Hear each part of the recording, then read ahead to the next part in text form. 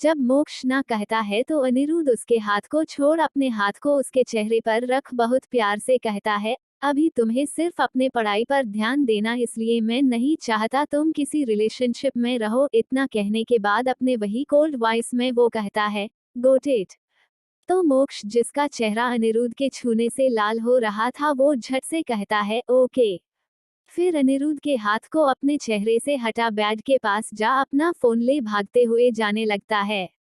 तभी अनिरुद्ध उसे जाता हुआ देखता है, फिर अपने हाथ को देखने के बाद कबर्ड के पास जा अपने कपड़े निकाल सावर लेने चला जाता है। वहीं दूसरी तरफ विक्रांत का फोन बजता है, तो विक्रांत जो कंपनी जाने के लिए रेडी हो रहा था, वो अपने फोन को हाथ में ले कॉल उठा अपने कान से लगा कहता है, हाँ बोलो। तभी कॉल पर बात कर रहा उसका असिस्टेंट कहता है, सर, मिस्टर अग्निहोत्री भी उस प्रोजेक्ट के लिए आज खन्ना ग्रुप में आने वाले हैं। ये सुन विक्रांत अपने कठोर आवाज में कहता है, आने दो, प्रोजेक्ट तो मुझे ही मिलेगा। इतना कहने के बाद वो कॉल कट कर देता है, फिर गुस्से में कहता है, अनिरुद्ध, इस बार मैं तुमसे जीत कर रहूंगा। इतना कहने के बाद वो अपने फोन को बेड पर फेंक रेडी होने लगता है। ऐसे ही कुछ वक्त पार हो जाता है और अनाया स्कूल के लिए और मोक्ष कॉलेज के लिए जा चुका था। वही अनिरुद्ध कंपनी जाने से पहले सनाया के पास जा कहता है, 2 बजे एयरपोर्ट भाई को लेने चली जाना। ये सुन सनाया के होंठों पर मुस्कान छा जाता है और वो झट से खड़ी हो अनिरुद्ध के बाजू को पकड़ कहती है, सच्ची। तभी अनिरुद्ध कहता है, हाँ, मेरा एक मीटिंग है, इसलिए मैं भाई को लेने नहीं जा सकता हूँ, पर हाँ, एक काम करना होगा तुम्हें। ये सुन सनाया कहती है, क्या? तो अनिरुद्ध कहता है, भैया मेंशन नहीं आना चाहते हैं तो उन्हें तो किसी भी हाल में मनाकर मेंशन ले आओ। अनिरुद्ध के इस बात पर सनाया कहती है, अगर तुम नहीं भी बोलते तो भी मैं करती। ये सुन अनिरुद्ध अपने मन में कहता है, पता है मुझे, इसलिए तो मैं खुद जा तुम्हें भेज रहा हूँ।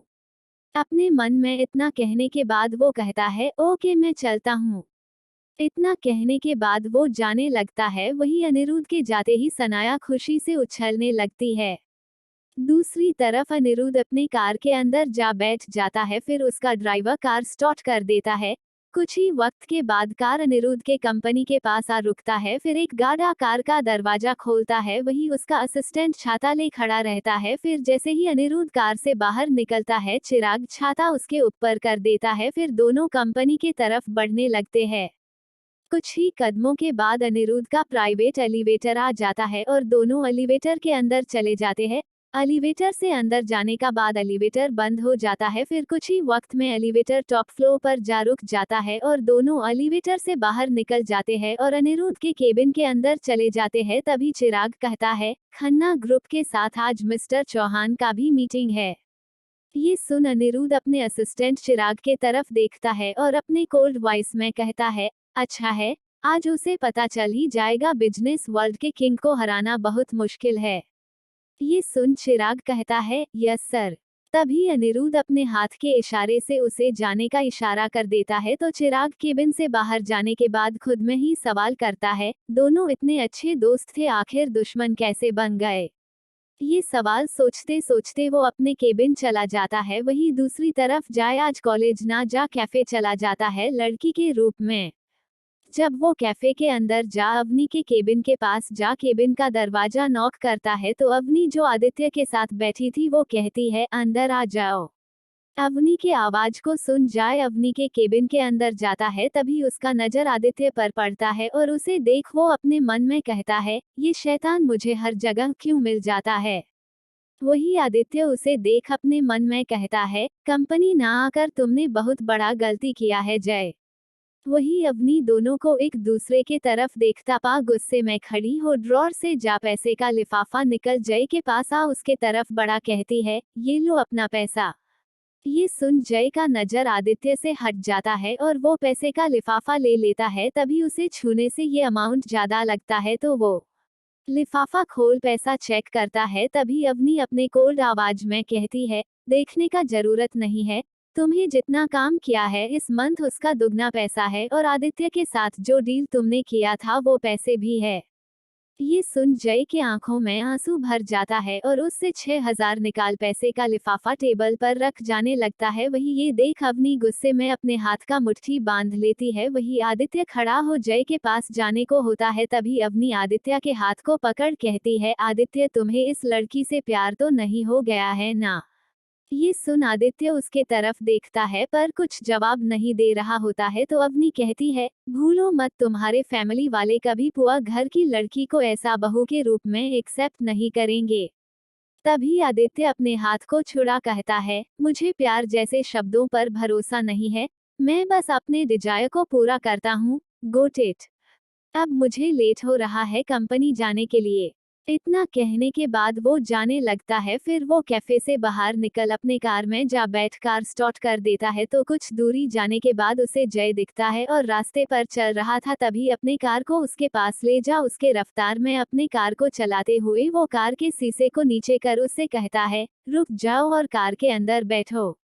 पर जय उसे इग्नोर कर चले जा रहा था। तभी आदित्य इरिटेट हो गुस्से में चिल्लाकर कहता है, रुक जाओ नहीं तो तुम्हारे कॉलेज का पूरा स्कॉलरशिप खत्म करवा दूंगा। ये सुनते ही जय का कदम रुक जाता है, तो आदित्य कार स्टॉप कर देता है और उससे अपने कोल्ड आवाज में कहता है, अंदर बैठ जाओ। तो जय जल्दी से कार के अंदर आ बैठ जाता है। तभी आदित्य उसके तरफ देख कहता है, शीट बेल्ट को लगाओ।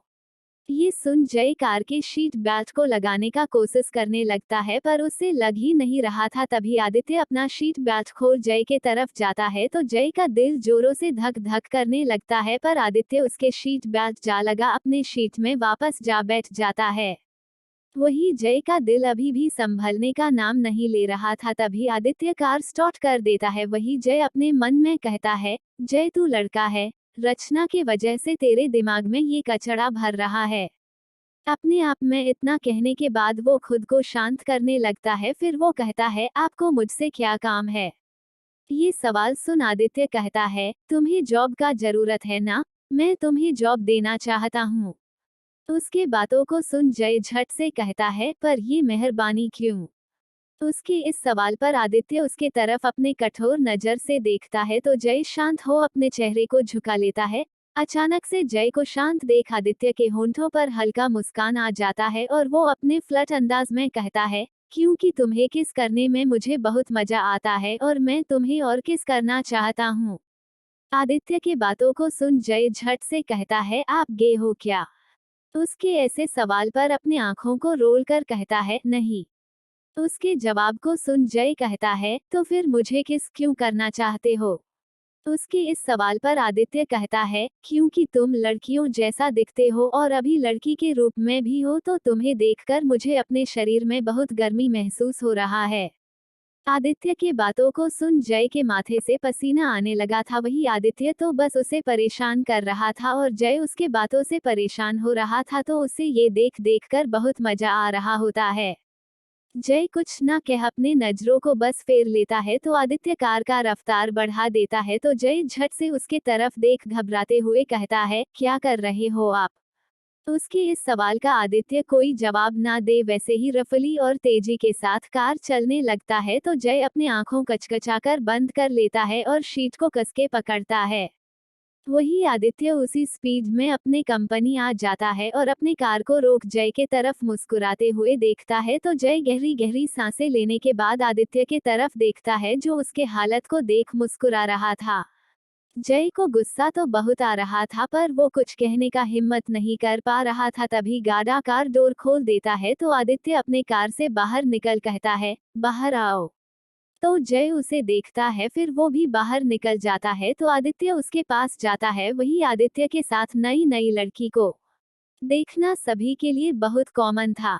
वही आदित्य जय के पास जा उसके कमर पर अपने हाथ को रखता है, फिर उसे अपने साथ ले जाने लगता है, तो जय बार बार उसके हाथ को अपने कमर से हटाने का कोशिश करने लगता है, पर आदित्य को खुद से दूर करना मुश्किल हो रहा था।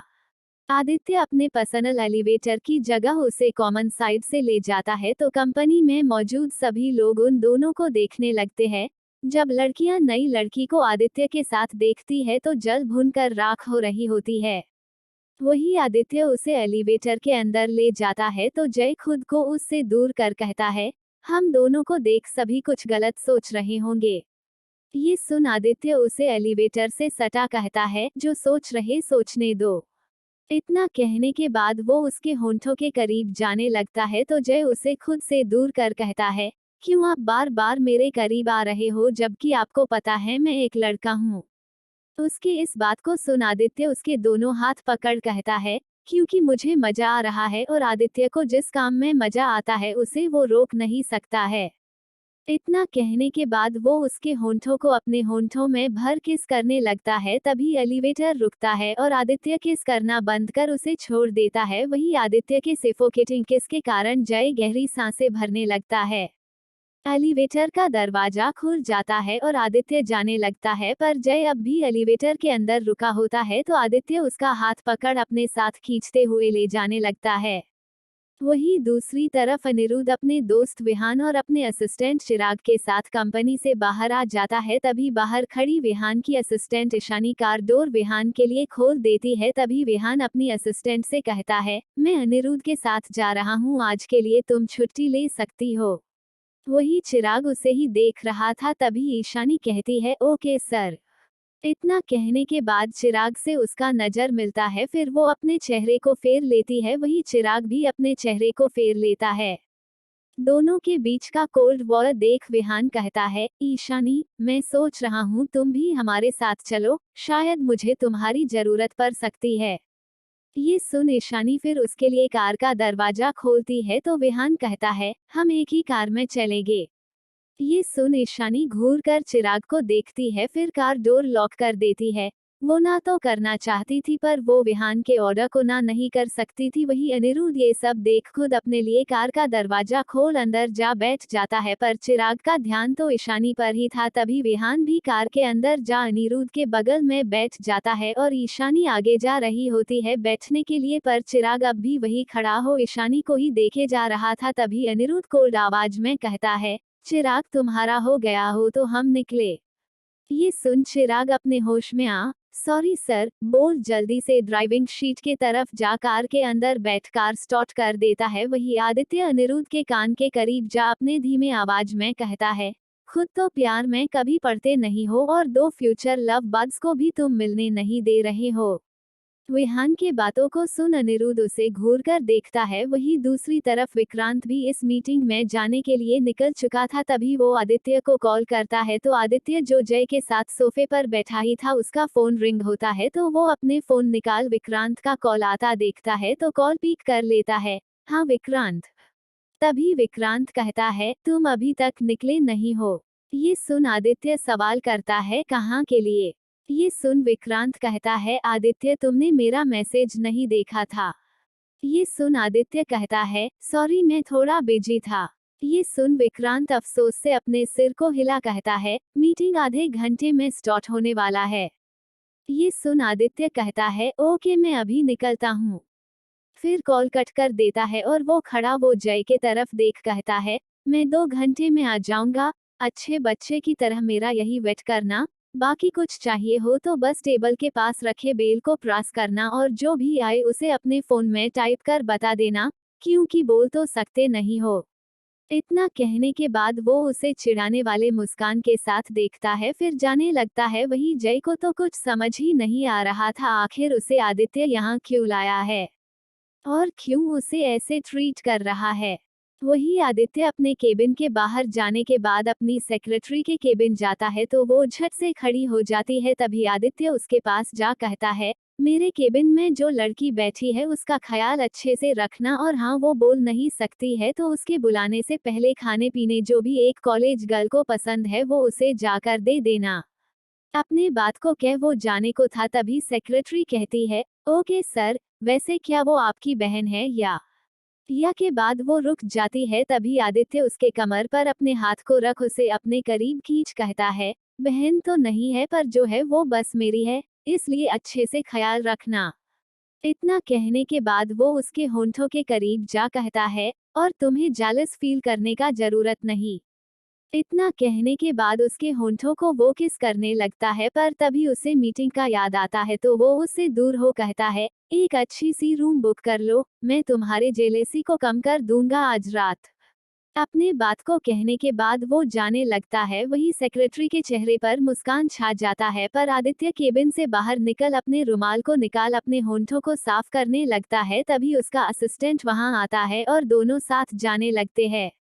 वही दूसरी तरफ मोक्ष क्लासरूम में बैठा कुछ सोच रहा था। तभी रचना उसे ख्यालों में खोया देख प्रोफेसर के क्लास के जाने के बाद उससे सवाल की, क्या हुआ, तुम कहाँ खोए हुए हो। रचना के सवाल पर मोक्ष रचना को अपने धीमे आवाज में कहता है, कुछ चल रहा दिमाग में पर मुझे कुछ समझ नहीं आ रहा है। इतना कहने के बाद वो रोंदू सा शकल बना देता है तो रचना सवाल करती है, क्या चल रहा है और क्या तुझे समझ नहीं आ रहा है। रचना के सवाल पर मोक्ष सवाल करता है, किसी के करीब जाने के मेरे दिल का धड़कन बढ़ जाता है, पर ऐसा क्यों होता मुझे समझ नहीं आता है। अपने बातों को कहने के बाद अपने सिर को पकड़ वो आगे कहता है, क्या तू बता सकती है ऐसा क्यों होता है। मोक्ष के बातों को सुन रचना के होंठों पर मुस्कान छा जाता है और वो उसके कान के पास जा अपने धीमे आवाज में कहती है, तुम्हें उससे प्यार हो गया है क्या। ये सुनते ही मोक्ष का दिल धड़कने लगता है। वही रचना उससे दूर हो उसके रिएक्शन को नोटिस कर रही होती है। तभी मोक्ष अपने दिल पर अपना हाथ रख अपने मन में कहता है, प्यार। बस एक शब्द कहने के बाद वो झट से अपने हाथ को नीचे कर रचना से कहता है, अगर मुझे प्यार हुआ है तो मैं कैसे पता करूं कि उसे भी मुझसे प्यार है कि नहीं। मोक्ष के बातों को सुन रचना सवाल करती है, वैसे वो है कौन। रचना के सवाल को सुन मोक्ष शांत हो जाता है। वो इस सवाल का जवाब दे नहीं सकता था। वही रचना उसके कान के पास जा खुद ही जवाब दे देती है, तुम्हारे अंकल ना। इतना कहने के बाद वो मुस्कुराने लगती है। वही मोक्ष की आंखें हैरानी से बड़ी बड़ी हो जाती है और वो झट से हकलाते हुए कहता है, ऐसा कैसे हो सकता है, क्या मजाक कर रही हो, वो मेरे अंकल है।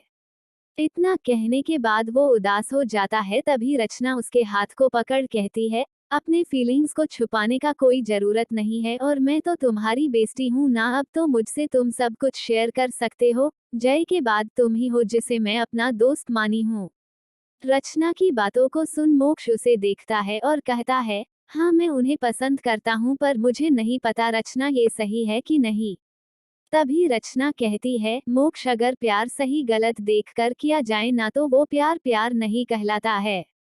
ये सुन मोक्ष रचना के तरफ देखता है और कुछ सवाल करने को होता है तो प्रोफेसर क्लास के अंदर आ जाता है। फिर रचना और मोक्ष दोनों खड़े हो जाते हैं। फिर विश करने के बाद दोनों बैठ जाते हैं। तभी रचना कहती है, कॉलेज ओवर होने के बाद कैफे चलकर बातें करते हैं। ये सुन मोक्ष हाँ कह देता है और फिर दोनों क्लास पर ध्यान देने लगते हैं। वही दूसरी तरफ कार में अनिरुद्ध कुछ बैठा सोच रहा था। तभी विहान उसे सोच में डूबा देख सवाल करता है, क्या हुआ अनिरुद्ध। विहान के सवाल पर अनिरुद्ध विहान के तरफ देखता है और कहता है, बस भाई के बारे में सोच रहा हूँ। ये सुन विहान कहता है, सब ठीक हो जाएगा अनिरुद्ध, जब हम किसी से बहुत प्यार करते हैं तो उसके दूर जाने के बाद जीना मुश्किल हो जाता है। ये सुन अनिरुद्ध कुछ ना कह अपने सिर को शीट पर टिका अपने आंखों को बंद कर खुद में ही कहता है, इसलिए मैं प्यार से दूर भागना चाहता हूँ पर फिर भी। इतना कहने के बाद वो आगे कुछ ना कह बस अपने दिमाग को शांत करने लगता है। कुछ ही वक्त के बाद खन्ना ग्रुप वो पहुंच जाते हैं। उनके साथ ही विक्रांत का भी कारा रुकता है और तीनों कार से बाहर निकलते हैं। तभी अनिरुद्ध और विक्रांत की नजर मिलती है और दोनों ही अपने नजर को फेर अंदर जाने लगते हैं। अंदर जाने के बाद तीनों को मिस्टर खन्ना की असिस्टेंट कॉन्फ्रेंस रूम ले आती है तो तीनों जा बैठ जाते हैं। एक साइड विहान और अनिरुद्ध बैठे थे तो दूसरे साइड विक्रांत। विक्रांत अपने फोन को निकाल आदित्य को कॉल करता है तो आदित्य जो कंपनी अभी अभी पहुंच अपने कार को रोका था वो कार से बाहर निकलते हुए कॉल उठा लेता है और विक्रांत के कुछ कहने से पहले ही कहता है, मैं पहुंच गया हूं। ये सुन विक्रांत ओके कहता है। फिर कॉल कट हो जाता है और आदित्य कंपनी के अंदर जाने लगता है। तभी वही असिस्टेंट आदित्य को देख उसके पास आ जाती है और उसे गुड मॉर्निंग विश करती है तो आदित्य उसे देख फ्लटी मुस्कान दे कहता है, गुड मॉर्निंग सेक्सी। ये सुन उसका चेहरा ब्लश करने लगता है। फिर वो आदित्य को अपने साथ ले जाने लगती है। कॉन्फ्रेंस रूम में आने के बाद वो विक्रांत के बगल में जा बैठ जाता है और मिस्टर खन्ना की असिस्टेंट से कहता है, सेक्सी मेरे लिए चील वोटर लाना। ये सुन, ओके सर, क्या वो जाने लगती है। वही आदित्य को सभी जानते थे तो अनिरुद्ध अपने चेहरे को फेर बैठा था। वही विहान उन दोनों को इग्नोर करने के लिए फाइल देख रहा था। विक्रांत भी इग्नोर करने के लिए फाइल देख रहा था पर आदित्य आराम से बैठा था। तभी मिस्टर खन्ना आते हैं तो चारों खड़े हो जाते हैं और मिस्टर खन्ना जा पहले अनिरुद्ध से हाथ मिलाता है तो विक्रांत गुस्से में अपने हाथ का मुट्ठी बांध लेता है। वही आदित्य अपने दोस्त को गुस्से में देख उसके कंधे पर हाथ रखता है। वही मिस्टर खन्ना फिर विहान विक्रांत आदित्य तीनों से भी हाथ मिला कहते हैं, बैठ जाइए। ये सुन चारों बैठ जाते हैं। तभी मिस्टर खन्ना की असिस्टेंट पानी के साथ कॉफी भी ले आती है तो आदित्य पानी ले लेता है। फिर असिस्टेंट सभी के लिए कॉफी सभी के पास रख देती है।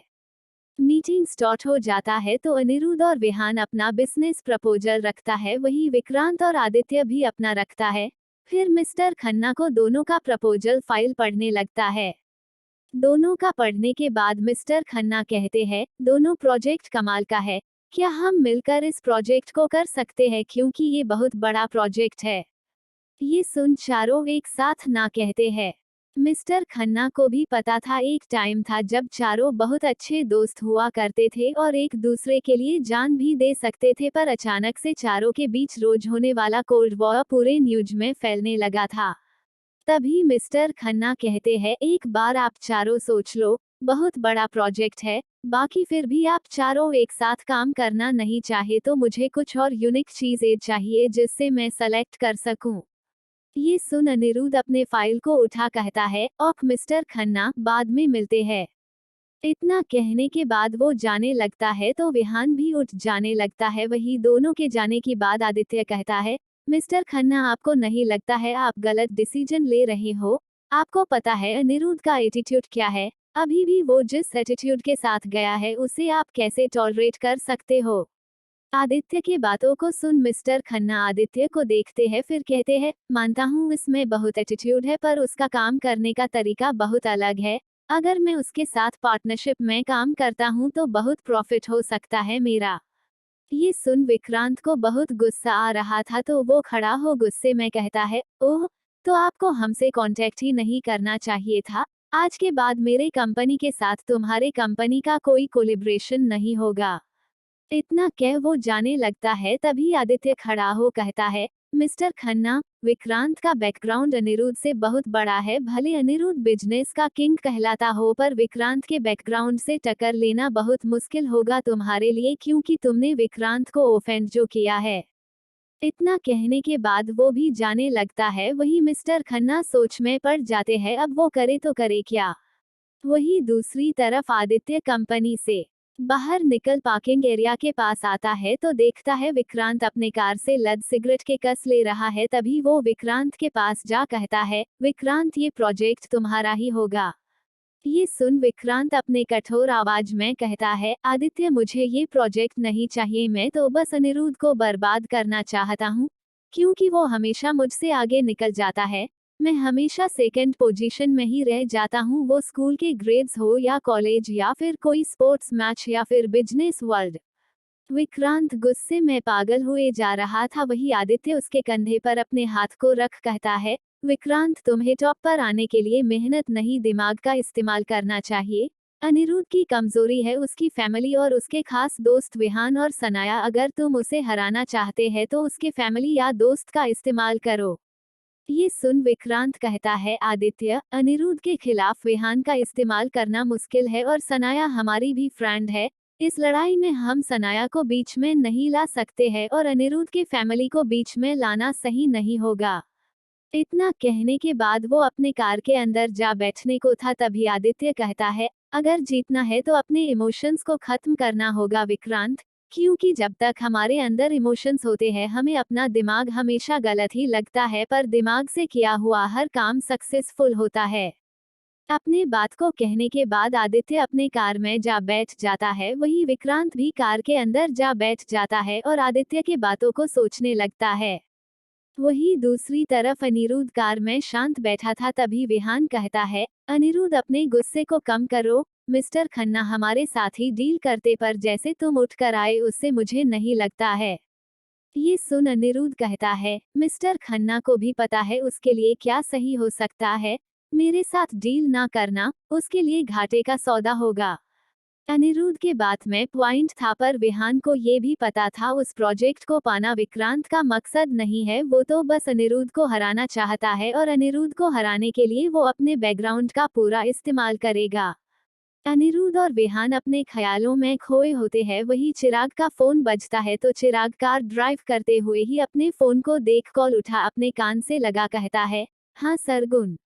सरगुन का नाम सुनते ही ईशानी गुस्से में अपने हाथ का मुट्ठी बांध लेती है। वही सरगुन के बातों को सुन चिराग कहता है, मैं फ्री नहीं हूँ, सो तुम अकेली चली जाओ। इतना कहने के बाद वो कॉल कट कर देता है। वही ईशानी गुस्से में कार के विंडो के बाहर देखने लगती है। वही चिराग भी उसके तरफ देखता है, फिर कार चलाने पर फोकस करने लगता है। वही ईशानी बाहर की तरफ देखते हुए अपने मन में कहती है, चिराग मुझे लगा था तुम किसी लड़की के लिए लॉयल हो सकते हो, पर तुम भी उन प्ले बॉयज में से एक हो जो लड़कियों के फीलिंग्स के साथ खेलता है। अपने मन में इतना कहने के बाद वो अपने चेहरे को पीछे मोड़ कहती है, सर। तो विहान उसके तरफ देख कहता है, हाँ ईशानी। सर मुझे छुट्टी चाहिए, मेरा तबीयत मुझे ठीक नहीं लग रहा है, क्या मैं यहाँ से अपने घर जा सकती हूँ? ईशानी के बातों को सुन विहान कहता है, ओके ईशानी। तो ईशानी कहती है, थैंक यू सर। विहान से इतना कहने के बाद वो चिराग को बिना देखे कहती है, कार रोको। तो चिराग कुछ कहता उससे पहले ही अनिरुद्ध कहता है, ईशानी ऑटो से जाने का जरूरत नहीं है। ईशानी से इतना कह चिराग से कहता है, ईशानी के घर पहले चलो। तो ईशानी झट से कहती है, अनिरुद्ध सर मैं चली जाऊंगी। तो अनिरुद्ध कहता है, मैं अपने बात को रिपीट नहीं करता हूँ। ये सुन ईशानी आगे कुछ नहीं कहती है। वही चिराग कार ईशानी के घर के तरफ मोड़ते हुए अपने मन में कहता है, अगर तुम्हें फर्क पड़ता है तो कहती क्यों नहीं हो, मुझसे भागना तुम्हें पसंद है पर मेरे पास आकर सवाल करना नहीं। क्यों नहीं तुम मुझसे लड़ रही हो, क्यों नहीं सवाल कर रही हो?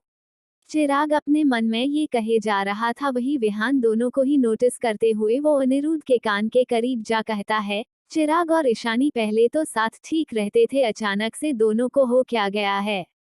विहान के इस सवाल पर अनिरुद्ध जो अपनी आंखों को बंद किया हुआ था वो अपने आंखों को खोल कहता है, विहान जो भी हुआ होगा इन दोनों के बीच हुआ होगा। तुम हमेशा सबकी स्टोरी को जानने के लिए इतना एक्साइटेड क्यों रहते हो?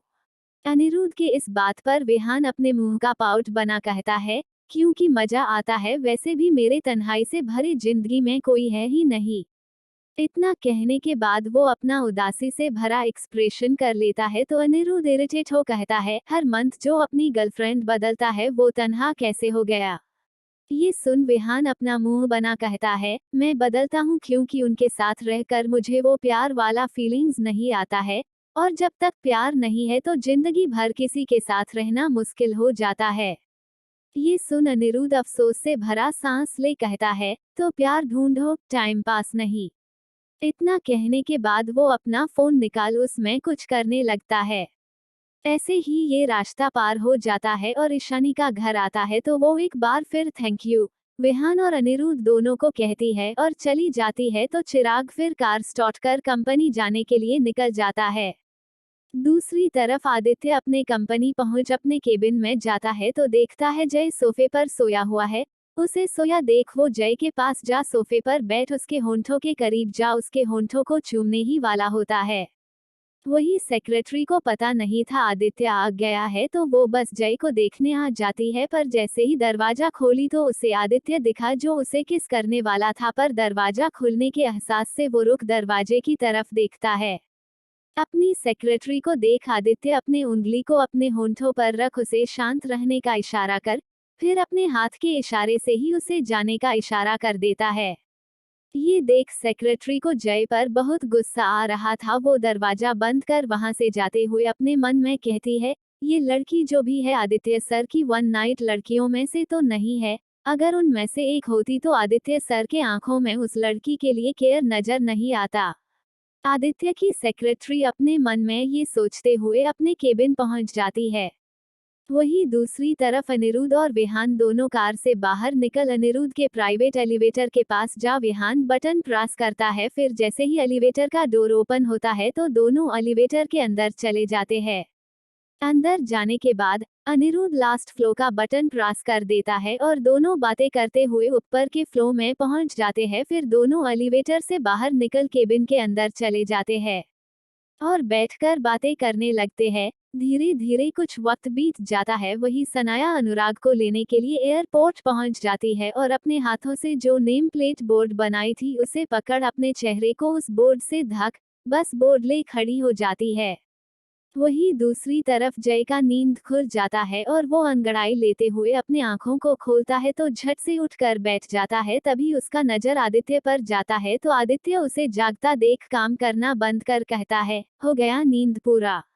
ये सुन जय को समझ नहीं आ रहा था क्या बोले। वो बस अपने आंखों को झुका अपने नैनन इधर उधर मटकाने लगता है। तभी आदित्य अपने चेयर से उठ टेबल पर रखे एक फाइल को उठा जय के पास जाने लगता है तो जय अपने नजरों को उठा उसे अपने पास आता देख थोड़ा घबरा जाता है। वही आदित्य उसके पास जा बगल में बैठ जाता है। जय का दिल कर रहा था वो भाग जाए पर वो शीट में जम सा गया था। तभी आदित्य उस फाइल को जय के तरफ बढ़ाता है तो जय उस फाइल को देख हैरान था। वो अपने हकलाए आवाज में सवाल करता है, ये क्या है? जय के सवाल को सुन आदित्य कहता है, फाइल। आदित्य का जवाब सुन जय अपने मन में कहता है, मुझे भी पता है फाइल है पर इसमें लिखा क्या है? अपने मन में इतना कहने के बाद वो आदित्य के हाथ से फाइल ले लेता है और उसे घबराते हुए खोल पढ़ने लगता है। वही दूसरी तरफ विहान के साथ अब भी प्रोजेक्ट के सिलसिले में बात कर रहा अनिरुद्ध टाइम देखता है। 2 बजता देख अनिरुद्ध विहान से कहता है, भाई पहुंच गए होंगे। ये सुन विहान झट से कहता है, आज तो सनाया बहुत खुश होगी। ये सुन अनिरुद्ध विहान को देखता है फिर कहता है, पर भाई नहीं। दोनों इस बारे में बात कर रहे होते हैं। वही दूसरी तरफ अनुराग प्लेन से उतर बाहर निकल जाता है। तभी उसे अपने नाम का बोर्ड दिखाई देता है तो वो वहां जा कहता है, तुम्हें अनिरुद्ध ने भेजा है। तभी सनाया अपने चेहरे के पास से बोर्ड हटा देती है तो सनाया को देख अनुराग कहता है, तुम क्यों आई हो? अनुराग के सवाल को सुन सनाया झट से उसके ट्रॉली को उसके हाथ से लेने लगती है तो अनुराग अपने कठोर आवाज में ही कहता है, कोई जरूरत नहीं है, मैं ले जा सकता हूँ। तभी सनाया कहती है, पर मेरे रहते हुए क्यों आप ले जाओगे? वैसे भी आप बहुत लंबे जर्नी से आ रहे हो। ये सुन अनुराग उसे ट्रॉली नहीं दे रहा था। वही वहां मौजूद सभी लोग देख रहे थे दोनों को। तभी ट्रॉली खींचातानी में आगे का हैंडल निकल जाता है और सनाया जमीन पर जा गिरती है।